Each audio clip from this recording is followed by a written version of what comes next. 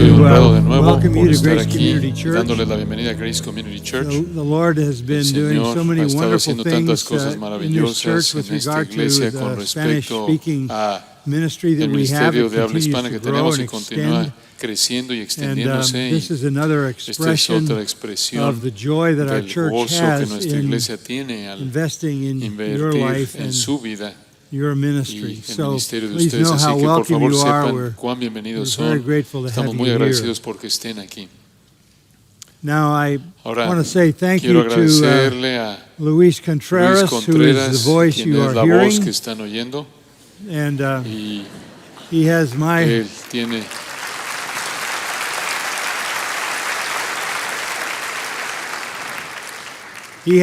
permission to mi say permiso anything he para wants, que diga lo que él quiera decir, whether sea I say it or que not. yo lo diga o no. I was preaching Estaba once predicando una vez in Guatemala, en Guatemala. and my translator Y mi was traductor era an evangelist Un named Luis evangelista Palau. llamado Luis Palau. Some of you remember Algunos de Luis ustedes Palau. recuerdan a Luis Palau. And I would say a Y yo short sentence, decía una oración corta and he was supposed y to él translate, debía traducirla and it would turn into a y se paragraph. convertía en un párrafo. And finally, Y after about finalmente, 15 después de unos minutes, 15 minutos, I said, yo Luis, dije, oye Luis, am I saying all ¿estoy that? diciendo todo eso? He said, no, no, Él dijo, no. no, But they need to hear pero it. necesitan oírlo. So Entonces, say whatever you want to. di lo que Luis. quieras decirle, Luis. We cannot have a No conference podemos and tener talk una about the conferencia glory y of hablar de God la without gloria de going Dios to sin Isaiah ir a chapter 6. Isaías capítulo So I would 6. encourage you Entonces to quiero alentarlos a que Think along the lines of what was piensen read en línea con lo earlier. que fue leído antes. Now, I'm Ahora going to voy a start in another comenzar passage en before otro we get to pasaje the antes de sixth que chapter of lleguemos al Isaiah. sexto capítulo de Isaías. And Y we'll encompass a vamos lot a of incluir scripture mucha as escritura we try to conforme understand tratamos de the entender character of God quién that es is Dios revealed in que es this revelado amazing en chapter. este sorprendente capítulo. Let me begin by Permítanme saying, comenzar al history is decir, la linear. historia es lineal. As God moves Conforme unhindered Dios se and mueve on sin schedule estorbos to the y final goal de acuerdo of al tiempo redemption, perfecto para which llegar is a la the meta return final de of la our Lord to redención, la judge cual all the es wicked, and el bring the regreso de righteous nuestro into Señor para his juzgar a kingdom, los impíos y and then the new meter a heaven los and the new justos al reino y después el History nuevo cielo y moves la in a tierra linear nueva. fashion. La historia se mueve But within that de manera linear lineal, pero dentro de history, esa historia lineal, Moving in moviéndose inexorably through de manera that inevitable linear a lo history, largo de esa historia lineal, from the first desde creation la to the primera final creación hasta la creation, creación final, from the original heavens and de earth el to cielo the y new tierra heavens originales a and los nuevos cielos y la new nueva earth. tierra. There is an Existe inevitable repeated cycle. un ciclo repetitivo inevitable. In this sense, En history este sentido, la historia repeats itself. se repite a sí misma. And we Y find that encontramos eso expressed in the expresado book of Acts, en el first libro of de los all, Hechos, en primer lugar, in the 14th en el chapter, capítulo which I think is a 14, very el cual creo important que es statement for us una to afirmación understand muy importante the que world debemos around us. entender para entender el mundo que nos rodea. In En Acts chapter En Hechos 14, capítulo 14, verses versículos 15 15 to 17. al 17. And we read there, Y leemos ahí, verse 15, Men, versículo why are you 15, doing these varones, ¿por things? qué hacéis esto? We are also men Nosotros of the también same somos hombres nature semejantes as you, a vosotros, and preach the que os gospel anunciamos to you que that de you estas should turn from vanidades these vain things os to the living convirtáis God who al made Dios the vivo heaven que and hizo el the cielo y la earth and tierra, the el sea mar and y all todo that lo is que en in them. ellos hay. And then this very Y important después statement, esta afirmación tan in importante, the generations en las gone edades by, pasadas, He Él permitted ha dejado all the a todas nations las to gentes go andar their own en sus ways. propios caminos. That is a very Esa important es statement. una afirmación muy God importante. has permitted Dios ha all permitido the nations que todas las throughout human naciones history a lo largo de la to historia go humana their own que ways. sigan en su propio camino. And verse 17, Y yet he versículo did not 17, si leave bien no them se dejó a sí without mismo a sin witness, testimonio, in that he did good haciendo bien, and gave you rains dándonos from lluvias heaven del cielo and fruitful y tiempos seasons, fructíferos, satisfying llenando your de hearts sustento with y de food alegría and nuestros gladness. corazones. That's common grace. Eso es gracia común. God has Y shown Dios his goodness ha mostrado su and bondad his common grace y su gracia in común all of the natural en toda provisions la provisión for natural human para beings throughout human history. los seres humanos a lo largo de la historia But in humana. that linear Pero flow of en history, ese there is flujo this lineal de la repeated historia cycle existe este of ciclo God repetido allowing de que nations Dios to le go permite a las their naciones own que way. vayan por sus propios He caminos. permitted it. Lo permitió. It's a verb in the Es Greek un that verbo en el means he griego left que them significa alone. los dejó solos. This is a Esto es algo muy importante que debemos entender. Y para entenderlo aún más, quiero que vaya a Romanos capítulo 1.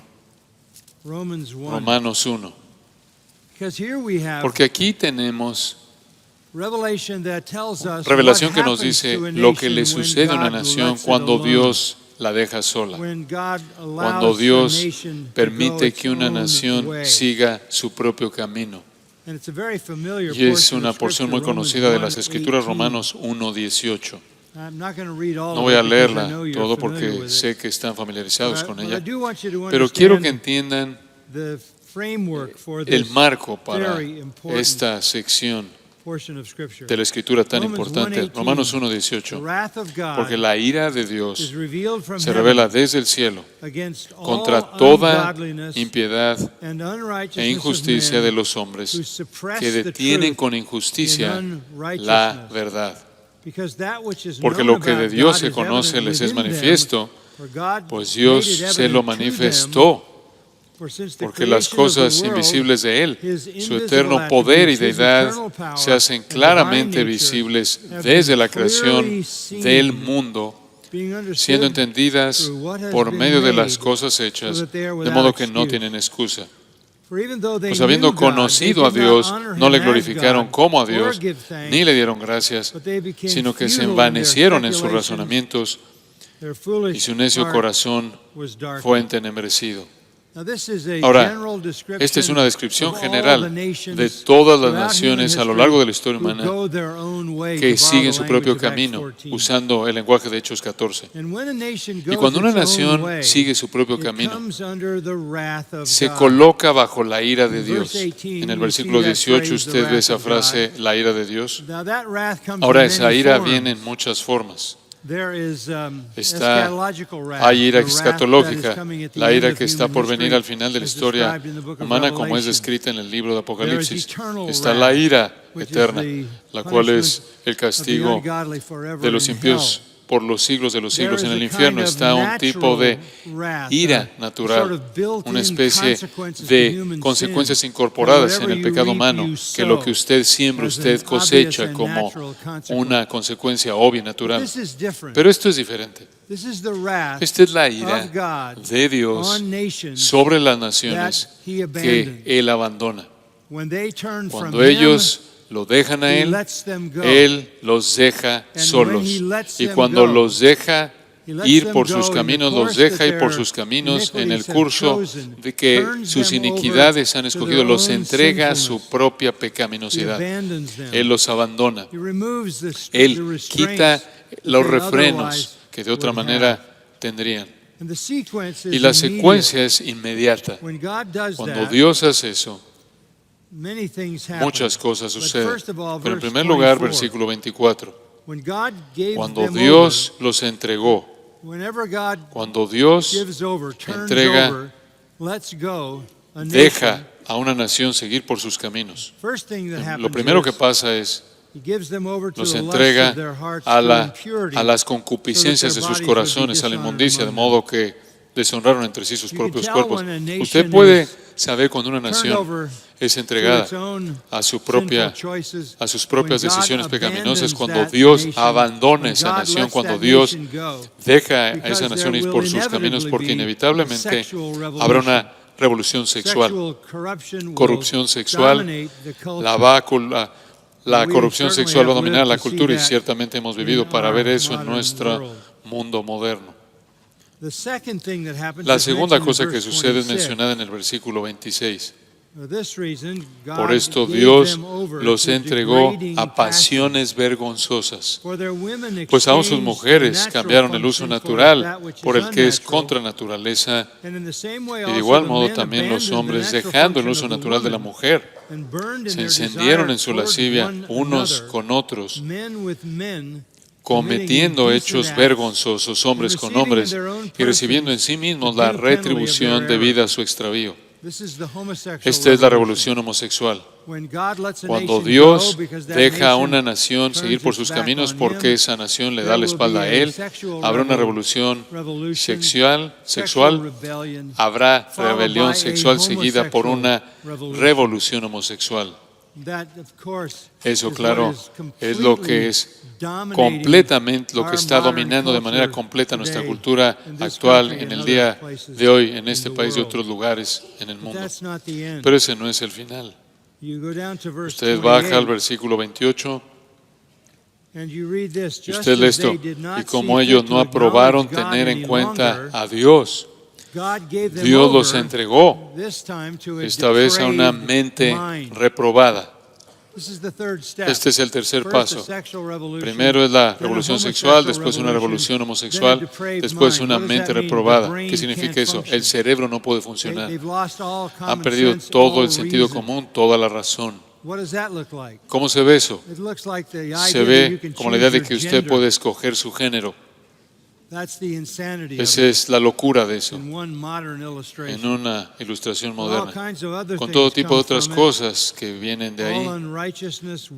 Toda injusticia, maldad, avaricia, envidia, homicidios, contiendas, engaños, malignidades, murmuradores, detractores, aborrecedores de Dios, injuriosos, soberbios, altivos, inventores de males, desobedientes a los padres, y sigue y sigue. En el versículo 32 dice que hacen estas cosas, aunque sabiendo que son dignos de muerte, no solo las hacen, sino que también se complacen con los que las practican.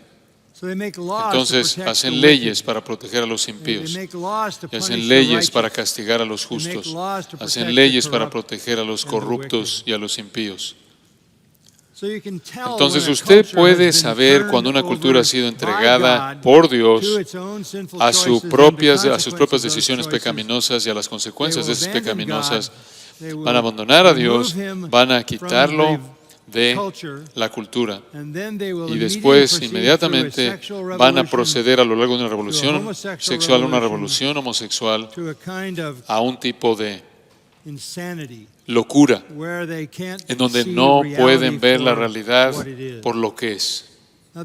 Ahora, esta es la prescripción que el apóstol Pablo nos da, la descripción que el apóstol Pablo nos da del ciclo de juicio cuando Dios entrega una nación, cuando Dios abandona una nación. Y puede verlo a lo largo de la historia humana. Esta mañana estaba leyendo un artículo del antiguo imperio antiguo romano y otros ciclos y otros imperios que han pasado por el mismo proceso de ciclo: desviación sexual, desviación homosexual y otros tipos de locura.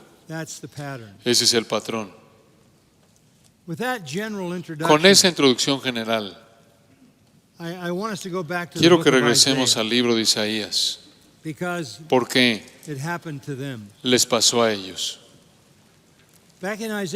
Ahí atrás en Isaías capítulo 1, y tenemos que comenzar al principio, conforme Isaías, el profeta de Dios, trae una condenación en contra de Israel, en contra de Judá en particular y Jerusalén. Simplemente comenzando en el versículo 2: oíd, cielos, y escucha tu tierra, porque habla Jehová. Crié hijos y los engrandecí, y ellos se rebelaron contra mí. Eso presenta la acusación: se rebelaron contra Dios. El buey conoce a su dueño, y el asno el pesebre de su señor. Israel no entiende, mi pueblo no tiene conocimiento. Y a partir de ahí llegamos al versículo 4: oh gente pecadora, pueblo cargado de maldad, generación de malignos, hijos depravados, dejaron a Jehová. Provocaron a ir al Santo de Israel. Se volvieron atrás. ¿Por qué querréis ser castigados aún? ¿Todavía os rebelaréis? Toda cabeza está enferma y todo corazón doliente. Desde la planta del pie hasta la cabeza no hay en él cosa sana, sino herida, hinchazón y podrida llaga. No están curadas, ni vendadas, ni suavizadas con aceite. Vuestra tierra está destruida, vuestras ciudades puestas a fuego, vuestra tierra delante de vosotros comida por extranjeros y asolada como asolamiento de extraños. Y queda la hija de Sión como enramada en viña y como cabaña en melonar, como ciudad asolada. Si Jehová de los ejércitos no nos hubiera dejado un resto pequeño, como Sodoma fuéramos y semejantes a Gomorra. Cuando Israel se rebeló contra Dios, cuando lo abandonaron a Él, Él los abandonó a ellos. Y esa es la historia triste que conocemos también. En el Salmo 81, solo para ayudar a entender mejor esto, Salmo 81, versículo 10 dice: Yo soy Jehová tu Dios, que te hice subir de la tierra de Egipto. Abre tu boca y yo la llenaré. Pero mi pueblo no oyó mi voz. Israel no me quiso a mí. Entonces aquí está el mismo lenguaje de Romanos 1. Los dejé, por tanto, a la dureza de su corazón, caminaron en sus propios consejos. Eso es exactamente lo que fue dicho acerca de ese ciclo de ira en Romanos 1. Fue verdad de la Israel antigua. Se rebelaron contra Dios y Él quitó su protección y los dejó que siguieran por el camino de sus pecados. Ellos lo abandonaron a Él y Él los abandonó a ellos y desató juicio severo sobre ellos. El relato más poderoso de ese abandono y ese juicio se encuentra en Isaías 5 y 6, y esto nos lleva a nuestro pasaje. Este es una escritura tan poderosa y es especialmente dramática porque sabemos que todo lo que fue predicho aquí se cumplió. Tenemos el registro de la historia. Entonces usted tiene aquí una ilustración de una nación que Dios abandona y resulta ser su propio pueblo de pacto y lo que le pasa a ellos. Este es un modelo de la destrucción devastadora del pecado en una sociedad y sus consecuencias. Ahora, comienza en el capítulo 5, entonces vamos a avanzar bastante rápido. Siga. Comienza en el capítulo 5 con una parábola. Hay parábolas en el Antiguo Testamento y esta es una de ellas. Escuche la parábola, comenzando en el versículo 1. Y por cierto, es una canción. Es una canción fúnebre, es un canto fúnebre triste, es un canto de duelo y es cantada por Dios. Escuche lo que dice. Ahora cantaré por mi amado, el cantar de mi amado a su viña. Tenía mi amado una viña en una ladera fértil. La había cercado y despedregado y plantado de vides escogidas. Había edificado en medio de ella una torre y hecho también en ella un lagar. Esperaba que diese uvas y dio uvas silvestres. Ahora, pues, vecinos de Jerusalén y varones de Judá, juzgad ahora entre mí y mi viña. ¿Qué más se podía hacer a mi viña que yo no haya hecho en ella? ¿Cómo, esperando yo que diese uvas, ha dado uvas silvestres? Os mostraré pues ahora lo que haré yo a mi viña. Y aquí tiene usted a Dios abandonando a Israel en esta parábola. Le quitaré su vallado, su protección, y será consumida. Aportillaré su cerca y será hollada. Haré que quede desierta, no será podada ni cavada, y crecerán el cardo y los espinos, y aún a las nubes mandaré que no derramen lluvia sobre ella. Esto es juicio sobre una viña. Esta es una parábola. Y los detalles son muy sorprendentes en esta canción de acusación. Pero ¿de qué está hablando él? Versículo 7. La viña en la parábola, la viña de Jehová de los ejércitos, es la casa de Israel. Y los hombres de Judá, planta deliciosa suya.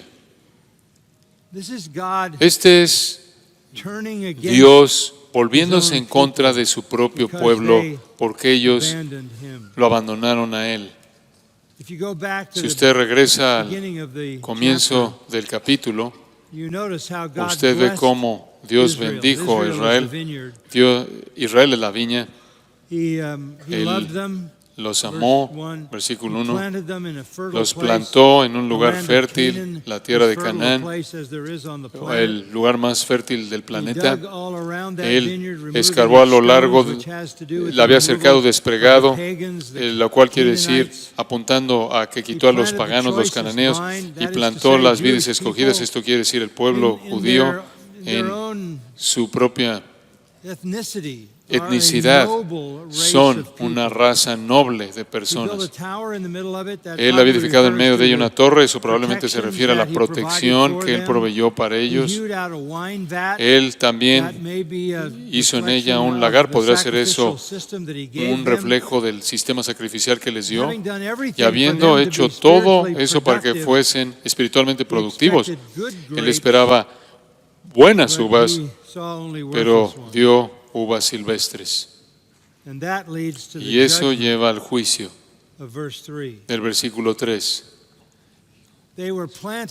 Ellos fueron plantados en la tierra más productiva.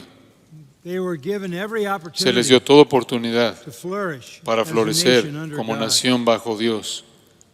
Él les dio todo lo que necesitaban. Pablo en Romanos dice que les dio la ley y los pactos y las promesas. Él les dio todo. Un cuidado especial, protección especial. Les dio el Antiguo Testamento entero. Él los protegió con una cerca, por así decirlo, con las leyes alimenticias y leyes para la vida social, para que no pudieran interactuar fácilmente con las naciones paganas que los rodeaban. Todo lo que podía haber sido hecho fue hecho. Y les dio protección de sacerdotes, por parte de sacerdotes, profetas, para advertirles y cuidarlos de sus enemigos espirituales, y les dio el sistema sacrificial y esperaba buenas uvas. Pero lo único que recibió en el hebreo, buoshim, uvas agrias. Entonces él pregunta en el versículo 3, ¿de quién es la culpa? ¿Es mi culpa? ¿Hay algo más que pudo haber hecho en el 4?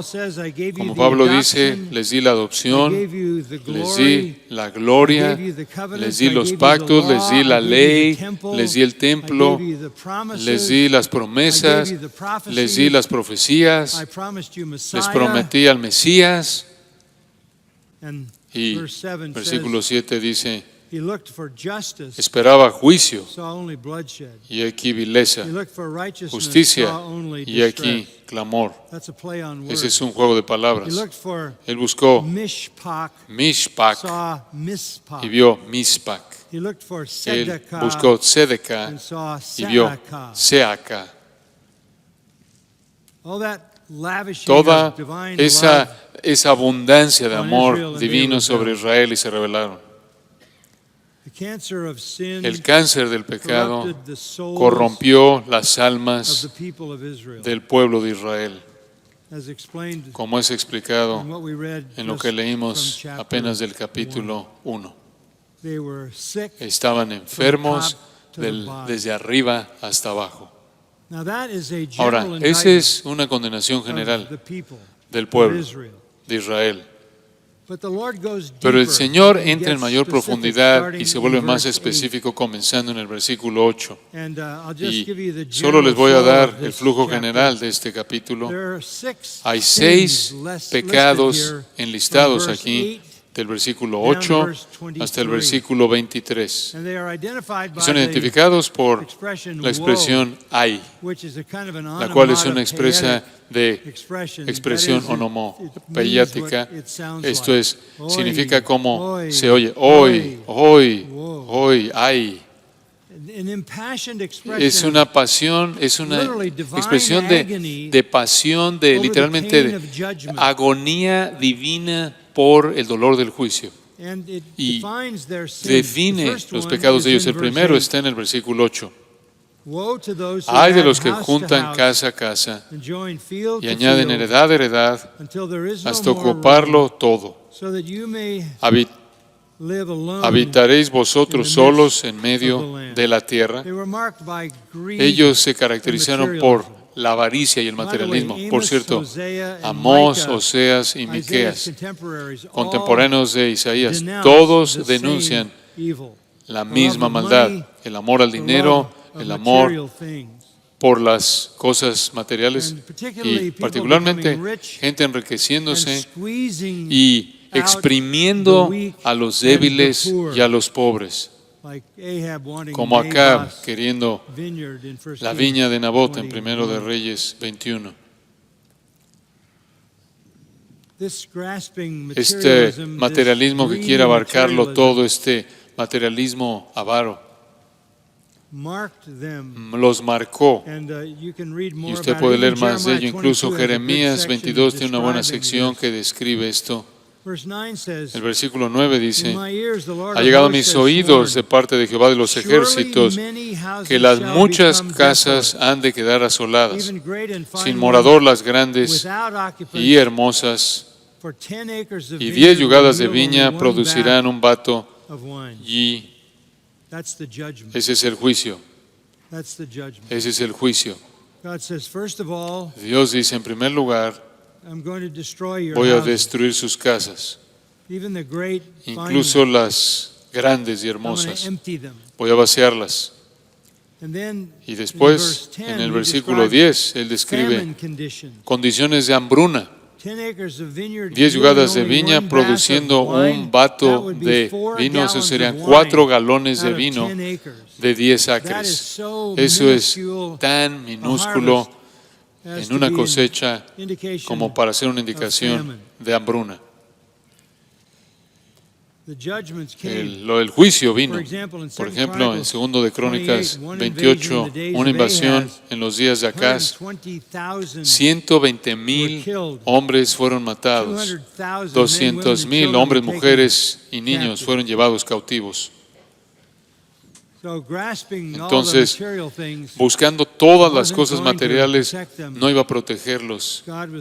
Dios iba a destruirlo todo. Y claro, Él en últimas lo hizo en la cautividad babilónica cuando fueron matados y deportados en su totalidad de la tierra.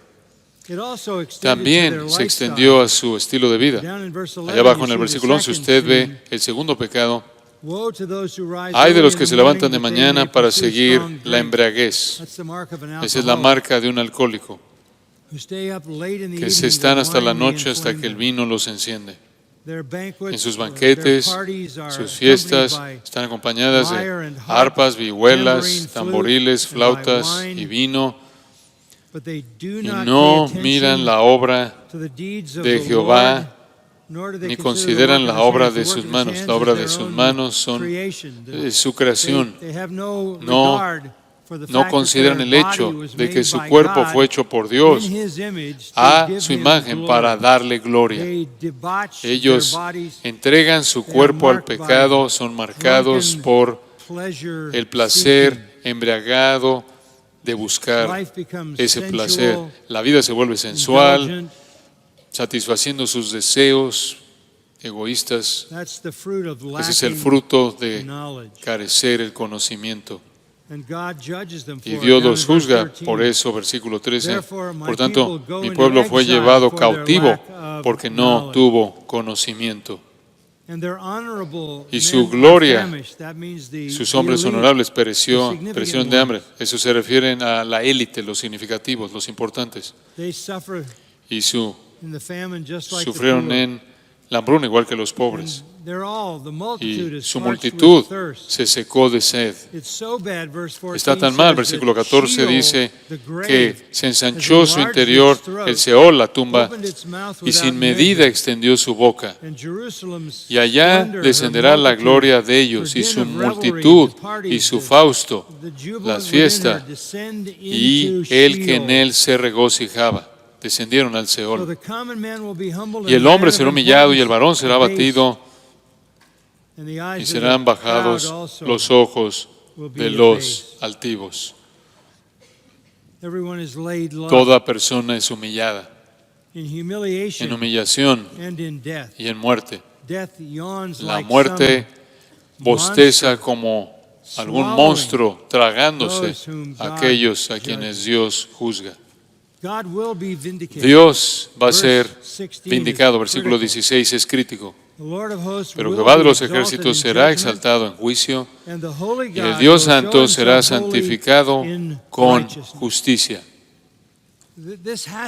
Esto tiene que ser el cimiento mismo de nuestro entendimiento de Dios. Él es santo y Él es justo, y eso significa que Él va a juzgar el pecado. Él es exaltado en el juicio. Él es exaltado en la santidad. Y la tierra, como resultado de su santidad, va a quedar estéril. Versículo 17 dice: los corderos serán apacentados según su costumbre, y extraños se devorarán los campos desolados de los ricos.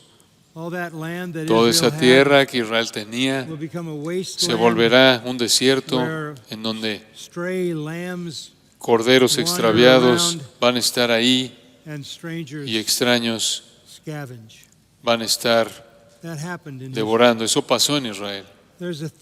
Hay un tercer pecado. Está en el versículo 18. La pecaminosidad desafiante. No solo la pecaminosidad, sino una pecaminosidad de tipo desafiante. Hay de los que traen la iniquidad con cuerdas de vanidad, y el pecado como con coyundas de carreta. Es como si hay tanto pecado en su vida que tienen que literalmente tener una carreta que sea jalada por un caballo. Ese es el retrato. Hay tanta iniquidad como para que ellos la carguen por sí solos.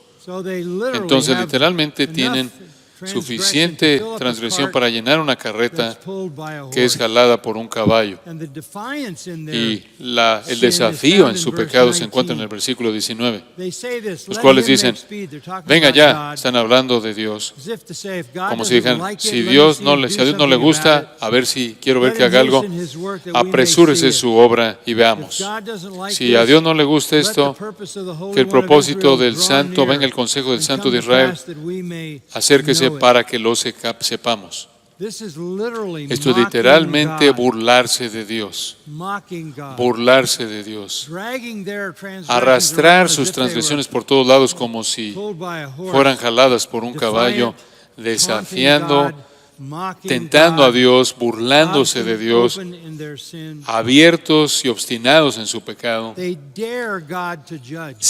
dicen, desafían a Dios buscando a que se atreva a juzgarlos. Esto, estoy asumiendo, comienza a oírse un poco conocido para ustedes, porque estamos viviendo en una cultura consumida por el dinero y las posesiones materiales.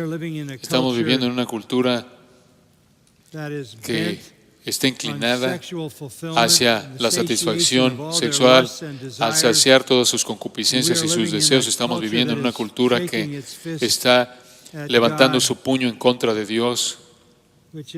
lo cual es lo más peligroso que un pecador puede llegar a ser. El cuarto pecado está en el versículo 20. Llaman a lo bueno malo y a lo malo bueno. Todo está invertido.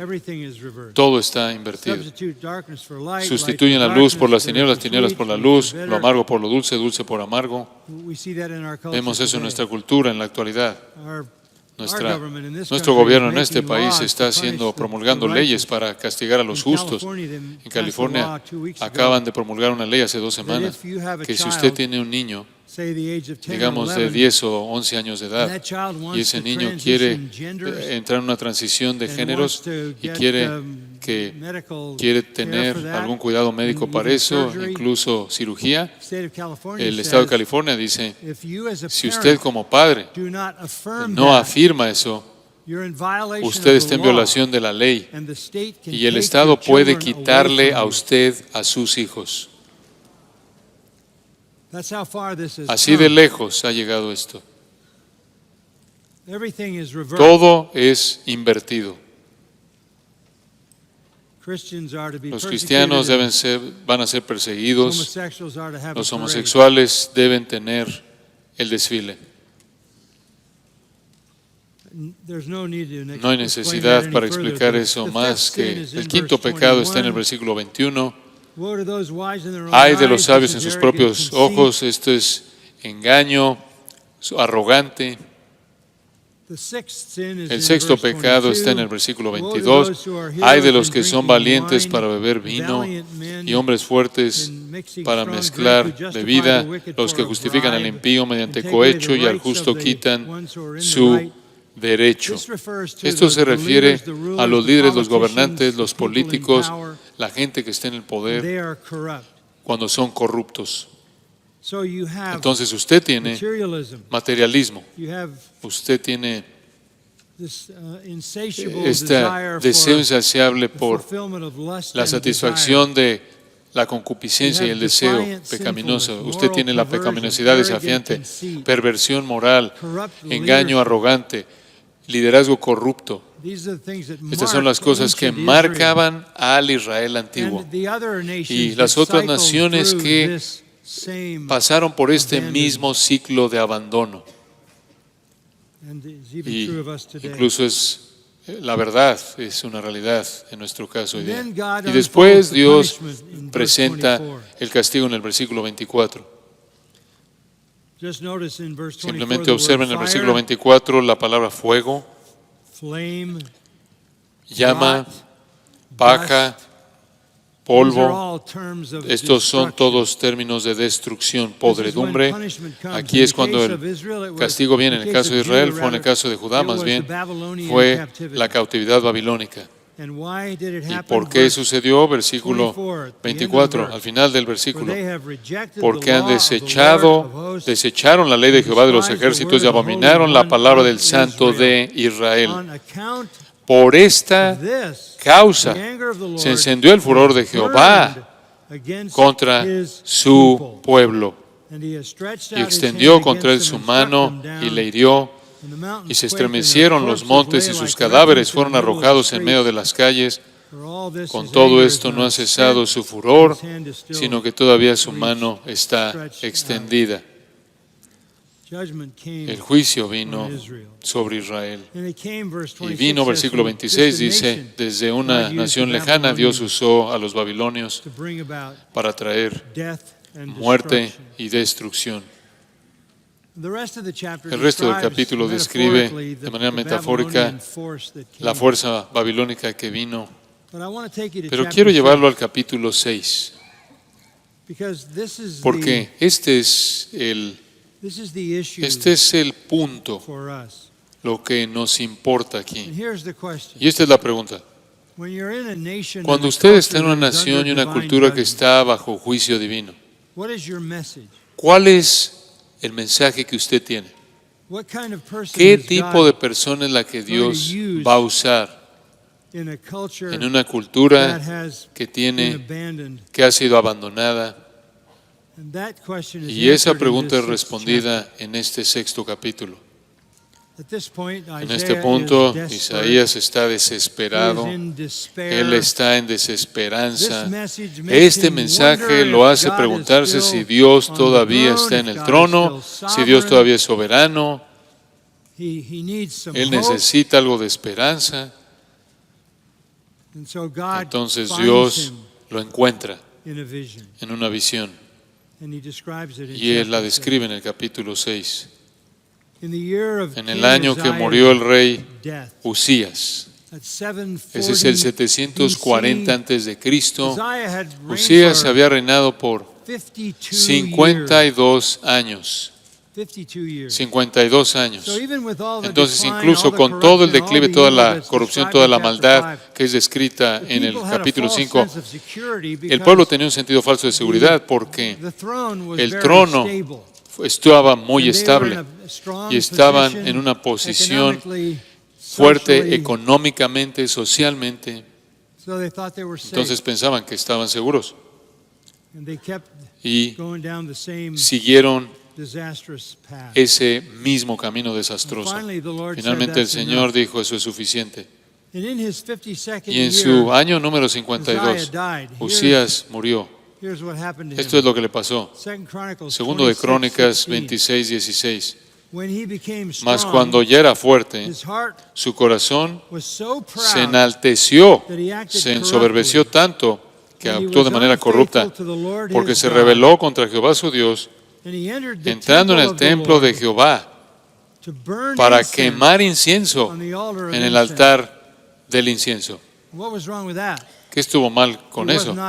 Él no era un sacerdote, él era un rey. Después de haber sido confrontado por 80 sacerdotes, el Señor lo azotó con lepra, la cual llevó a la muerte. Él vivió en una casa separada como un leproso, apartado de la casa del Señor. Su muerte es una señal para Isaías que las cosas están desastrosamente mal. Su muerte es un juicio divino directo. Isaías necesita una palabra de Dios.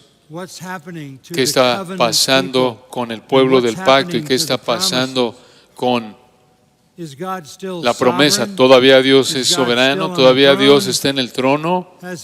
¿Acaso Él ha sido derrocado? ¿Acaso Satanás se ha apoderado del universo? ¿Cómo puede todo estar saliendo tan mal? Él necesita una visión de Dios y Dios le da una. En el año que murió el rey Usías, vi yo al Señor. Eso es tan crítico. Isaías necesitaba eso. Y él vio al Señor, una perspectiva correcta del Señor. Permítame decir en este punto, el cimiento de todo nuestro entendimiento de la obra de Dios en el mundo está edificado sobre una perspectiva de Dios que es correcta. Usted solo puede entender el mundo si usted tiene una perspectiva correcta de Dios. Dios estaba siendo Dios, santo y justo, al abandonar a un pueblo pecaminoso. Eso no es porque Dios fue derrocado. Eso es porque Dios estaba entronizado. El caos, la decepción, los fracasos, los pecados no significaban que Dios había perdido el control. Significaba que Dios estaba en control total y trayendo el juicio que dicho pecado merecía. Él ve al Señor y Él todavía está en el trono. Y no solo Él está en el trono, sino que es un trono alto y sublime. Él no de alguna manera se ha resbalado a un trono de menor nivel que está haciendo que haga cosas que no son correctas. Él es alto, Él es exaltado en su trono alto y sublime. Él es soberano, Él no está perturbado, Él no está afectado, Él es impasible, Él es no conquistado. Y usted necesita eso. Cuando usted ve que todo lo demás en el mundo está mal, todo parece estar fuera de control. Allá en Isaías 14, versículo 24. Jehová de los ejércitos juró diciendo: ciertamente se hará de la manera que lo he pensado y será confirmado como lo he determinado. Dios no ha perdido su poder soberano. Dios está actuando. Entonces, el gran consuelo para comenzar es que Dios todavía está en el trono y nuestro consuelo más grande se encuentra en su soberanía, ¿no es cierto?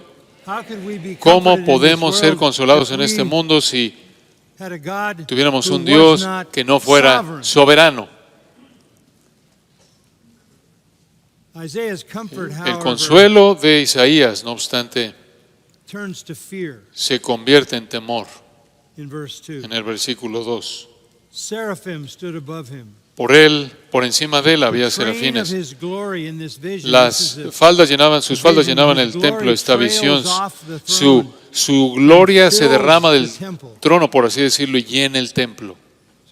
Entonces él lo está viendo glorificado en todo su gloria. Serafines, por encima de él había serafines, cada uno tenía 6 alas, con 2 cubrían sus rostros, con 2 cubrían sus pies y con 2 volaban. Y el uno al otro daba voces diciendo: Santo, Santo, Santo, Jehová de los ejércitos, toda la tierra está llena de su gloria. Esto es tan importante. Nada ha cambiado en el cielo. Dios está en el trono.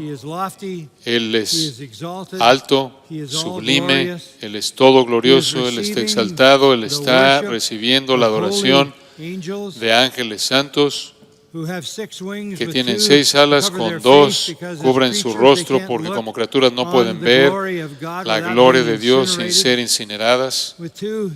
Con 2 cubrían sus pies porque el lugar en el que están es suelo santo, y con 2, literalmente en el hebreo, estaban como helicópteros celestiales esperando ser despachados para cumplir con el servicio a su Dios. Y Él es santo, santo, santo. Esta es una expresión antifonal, como si los ángeles estuvieran diciendo de regreso el uno al otro. Y toda la tierra está llena de su gloria. Y esta es una realidad aterradora. El versículo 4, los quiciales de las puertas en este templo visionario comienzan a estremecerse con la voz del que clamaba, y la casa se llenó de humo. Como el monte Sinaí, ¿se acuerdan? Cuando el Dios Santo apareció en el monte. Los serafines son guardianes de la santidad de Dios. Y los ángeles están diciendo el uno al otro de su santidad. Incluso es una santidad trinitaria. Santo, santo, santo. Santo es el Padre, santo es el Hijo, santo es el Espíritu. Esto explica lo que está pasando en Israel. No es debido a que Dios ha perdido el control que esto está pasando, es porque Dios tiene control absoluto, perfecto y justo. Y este es su juicio santo. Este es un mensaje que el mundo debe oír. Que Dios es santo, santo, santo. No que Dios ha perdido el control, sino que de manera coherente con su naturaleza santa, Él siempre actúa. Y toda la tierra está llena de su gloria. Su gloria está por todos lados y en todo. Es una experiencia aterradora para Isaías, quien, como él dice en el capítulo 66, hay uno que tiembla a su palabra. Es una visión clara de Dios, es reafirmadora, es consoladora y al mismo tiempo es aterradora.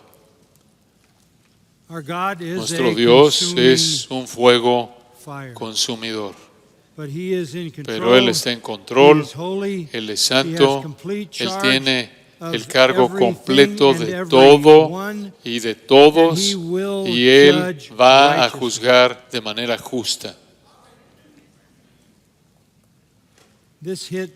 Esto realmente golpeó a Isaías fuertemente, porque Isaías sabía que él era un pecador. Entonces su reacción no fue, acabo de ver al Señor. Qué maravillosa experiencia. Estoy tan feliz. No. Versículo 5. Él dijo, ay de mí. Hoy de nuevo. Lo mismo que la palabra en el capítulo 5. Ay de mí que soy muerto.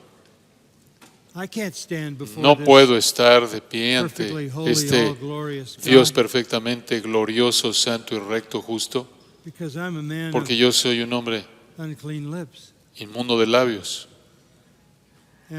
y estoy habitando en medio de pueblo que tiene labios inmundos.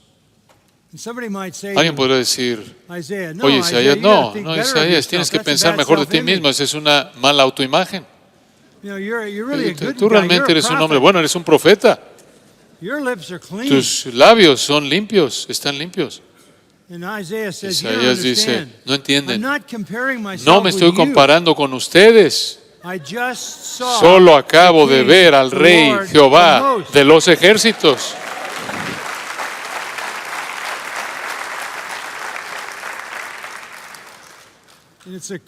Y es una experiencia aplastante. Que literalmente se desintegra. Él está despedazándose. Él está desmoronándose. El hebreo literal es ser destruido. ¿Y por qué dice soy hombre de labios inmundos? Porque ahí es donde el pecado es manifestado de manera más fácil a partir de la boca.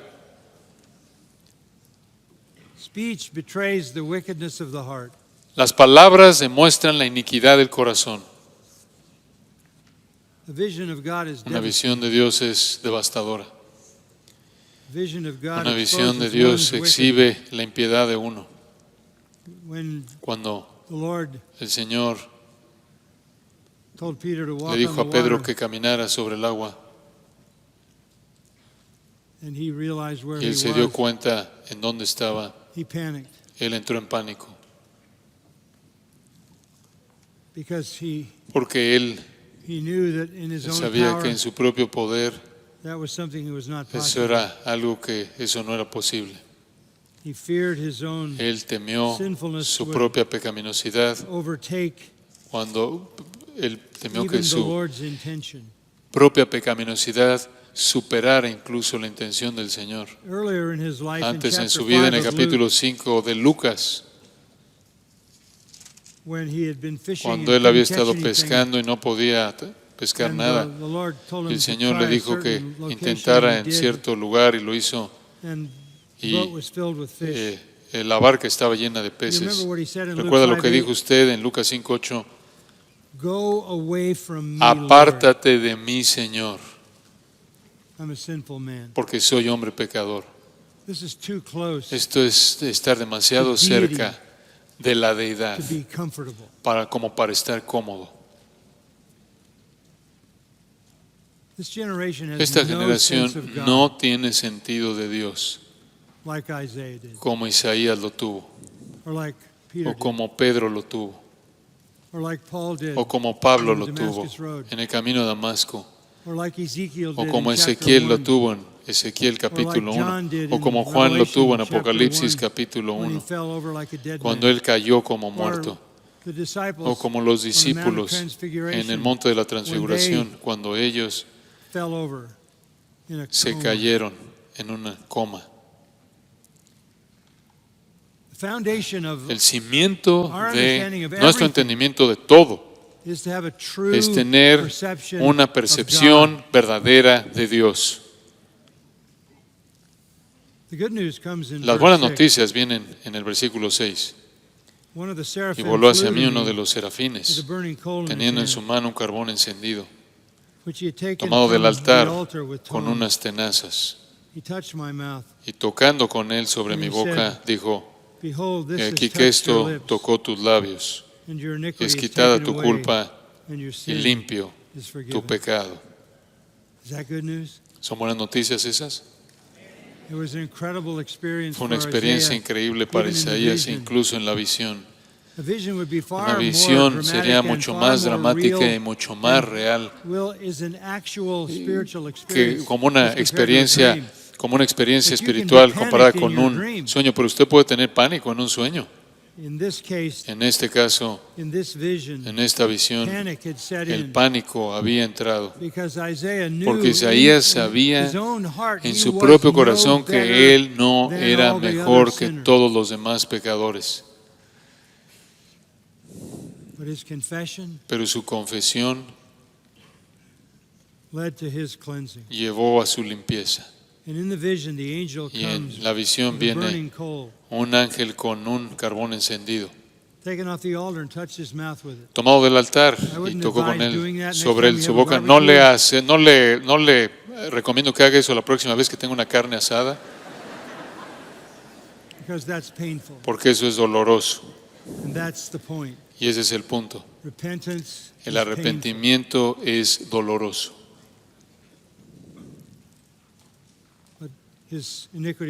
Pero su iniquidad fue quitada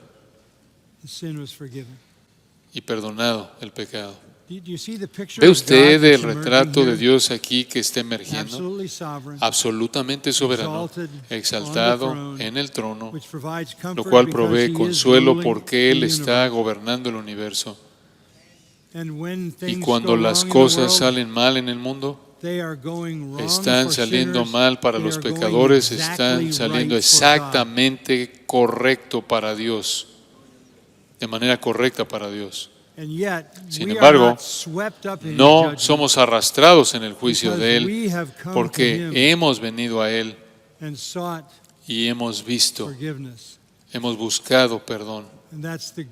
Y esas son las buenas noticias del Evangelio. ¿Qué tipo de personas son las que está buscando Dios? Gente que entiende quién es Él. Y eso lleva a la conclusión. Versículo 8.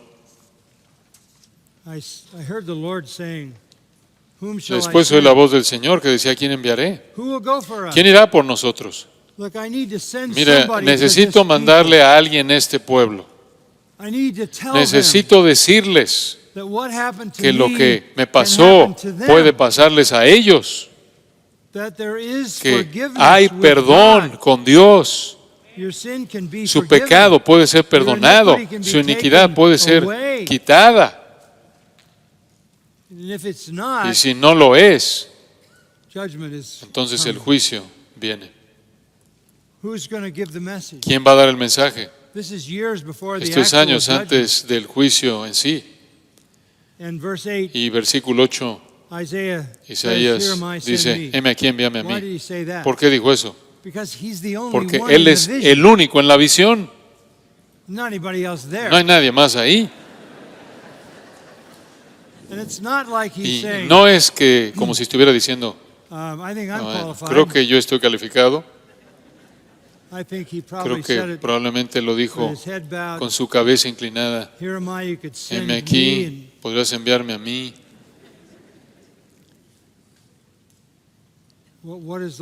¿Qué es lo que el Señor va a hacer con un profeta con una boca sucia?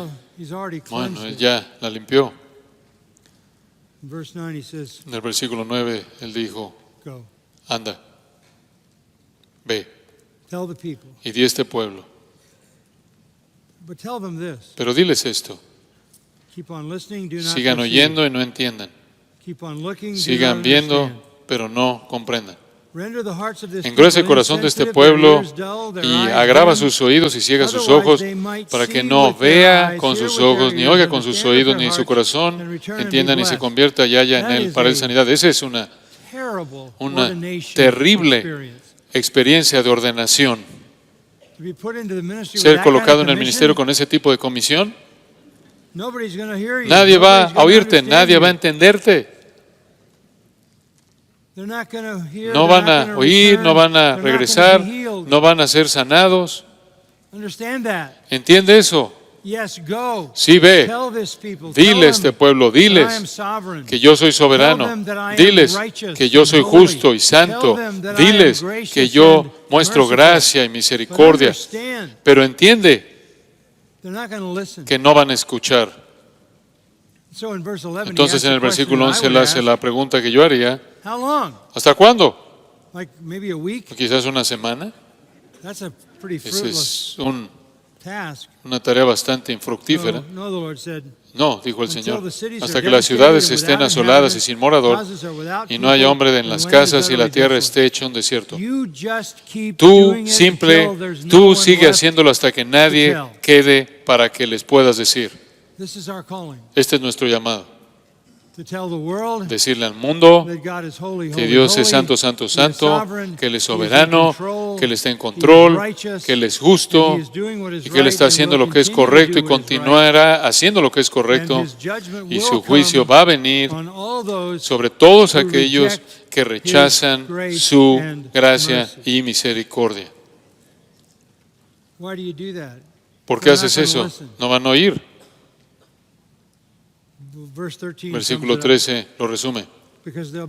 Porque habrá una décima parte. Hay un remanente. Y será sujeto, esta volverá a ser destruida, pero como el roble y la encina, que al ser cortados, aunque del tronco me encante esto, así será el tronco de la simiente santa. Dios tiene a su pueblo. Aún después del juicio, aún después de que el juicio ha quemado todo lo que se ve, hay un remanente. Y Dios nos usa para alcanzar al remanente. Habrá éxito, será exitoso su tarea, porque Dios va a usar su evangelio para transformar los corazones de aquellos que pertenecen a Él. Oremos. Padre nuestro, estamos tan bendecidos, tan agradecidos que se nos ha dado, que hemos entregado nuestras vidas a algo que al final va a triunfar debido a tu soberanía. Incluso con nuestra debilidad y fracasos y fallas y pecados, el Evangelio no es estorbado. Tu palabra no regresa vacía. Señor, ayúdanos conforme te servimos en este mundo a entender verdaderamente quién eres tú. Y con ese cimiento, danos gozo y perseverancia y fidelidad y fruto conforme te servimos. Oramos en el nombre del Salvador.